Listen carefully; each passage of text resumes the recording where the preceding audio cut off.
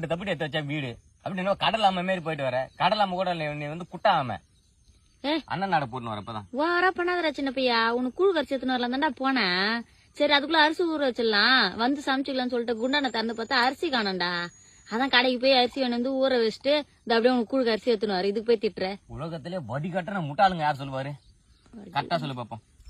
வடி கட்டின முட்டாள்னா நீதான் தெரியலடா. நம்மள மாதிரி விவசாயம் தான். என்னடா சொல்ற?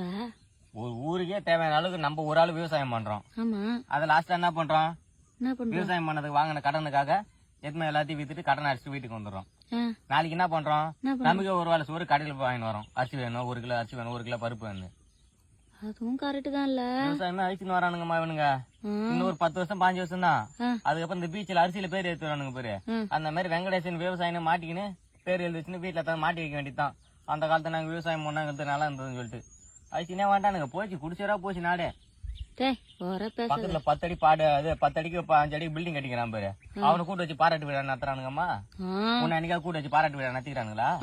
சிறந்த விவசாயின்னு விவசாயத்துக்கு வாங்கின கடனே தான் நம்மளால கொடுக்க முடியல. மட்டும் தான் வச்சுக்கிறானுங்க இவனுங்க. தாளத்தெல்லாம் பேசாத.